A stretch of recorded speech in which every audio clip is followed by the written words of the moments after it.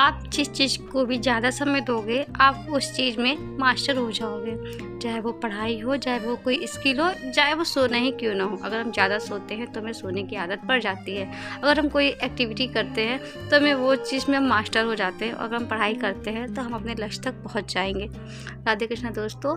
तो आज की पढ़ाई तो मेरी ऐसे ही हो रही थी क्योंकि आज कोई आने वाला था, और जब मुझे कुछ स्पेशल बनाना होता है तो अव्या बहुत परेशान करती है और बहुत मुश्किल हो जाता है खाना बनाने में, क्योंकि अव्या के पापा भी नहीं है, आप लोग को पता है।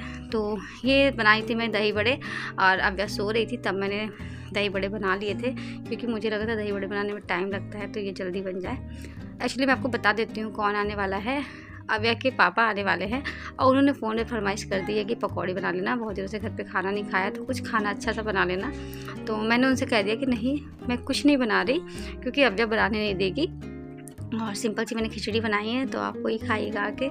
तो उनका रिएक्शन बहुत बुरा था, इसलिए मैं उनके लिए सरप्राइज़ दे रही हूँ उनको। और मैं बना रही हूँ, मैंने बनाई है पनीर की सब्ज़ी, मतलब बनाऊँगी शाम को। मैंने पनीर किसी से मंगाया हुआ है, तो तब तक मैंने सोचा बाकी की तैयारी कर लेती हूँ। मैं बना रही हूँ नान रोटी। तो फर्स्ट टाइम बना रही हूँ, देखते हैं बनती है कि नहीं। तो मैंने डोर लगा के तैयार कर दिया है। अब तक अव्या जब तक सो रही है ना, मैं मोस्टली तैयारी कर ले रही हूँ। और आज का दिन तो बहुत थकान भरा हो गया, और माइंड में ये भी चल रहा था कि मैं यार पढ़ाई नहीं कर पा रही हूँ। और ट्यूशन के बच्चे आ गए थे, तब तक मैंने अव्या को खाना खिलाया। अब मुझे लग रहा है कि सर मैं अव्या पे कम ध्यान दे रही हूँ, क्योंकि पहले अगर अव्या नहीं भी खाती थी ना तो मैं उसे कैसे न कैसे करके बाहर दिखा के घुमा के खिला देती थी। लेकिन इस समय मुझे लगता है पढ़ाई के चक्कर में अव्या पे कम ध्यान दे रही हूँ। और फिर मैंने बना ली पनीर की सब्ज़ी, और मेरी मोस्टली सारी तैयारियाँ हो गई थी। और ये देखिए मेरी नान कितनी प्यारी फूली है और टेस्टी भी बनी थी। मेरा फर्स्ट टाइम था, मुझे ना सरप्राइज़ देना मुझे बहुत अच्छा लगता है। मुझे लगता है मुझे भी कोई सरप्राइज़ दे, बट मेरे हस्बैंड मुझे सरप्राइज़ नहीं देते हैं।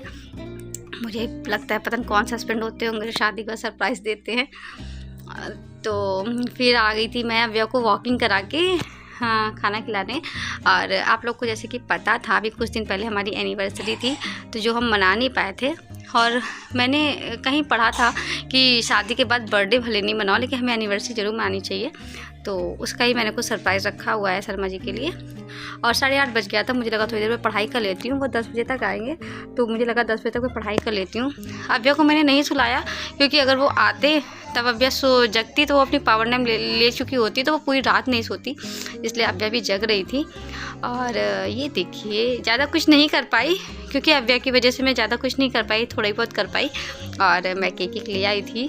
और ये छोटे छोटे सरप्राइज़ हमारी लाइफ अच्छी बना देते हैं, देने भी चाहिए। और अव्या के पापा देखिए अव्या के लिए कितना कुछ सामान लेके आए थे। तो अव्या, जो लड़की 9 बजे सो जाती थी, यार लड़की 12 बजे तक नहीं सोई थी, और बस पापा पापा पापा। और ये काटा हम लोगों ने केक, लेकिन केक में तो अव्या पहले ही छूट गई थी। तो ये बच्चों की खुशी होती है। और अव्या के पापा ने कहा था कि अव्या को नहीं सुलाना है, केक अव्या ही काटेगी, क्योंकि हम लोग का क्या, बच्चे जिसमें खुश हैं उसमें हम लोग खुश हैं। और ऐसे हमारी बन गई छोटी सी पार्टी एनिवर्सरी की। और ये छोटा सा सरप्राइज़ था हमारे हस्बैंड के लिए, वो भी बहुत खुश हो गए देख के। और लेकिन सबके बीच में मुझे यही चल रहा था कि यार आज से हस्बैंड जी आ गए हैं, तो डिस्टर्बेंस शुरू हो गई। और हाँ, वाकई हस्बैंड आ गए हैं तो खाने का रूटीन प्रॉपर होगा। और किसी ने सही कहा है कि स्टूडेंट को ज़्यादा अच्छा खाना नहीं खाना चाहिए, और आज अच्छा खाना खा के बहुत मस्त नींद आई है। तो जो स्टूडेंट होते हैं ना, उन्हें थोड़ा सादगी से रहना चाहिए, सादगी का खाना खाना चाहिए। और ऐसा ही मेरे साथ हुआ, बहुत दिनों बाद मैंने भी अच्छा खाना खाया। तो सो गई थी मैं, थोड़ी देर लेट के पढ़ी। और बाय बाय।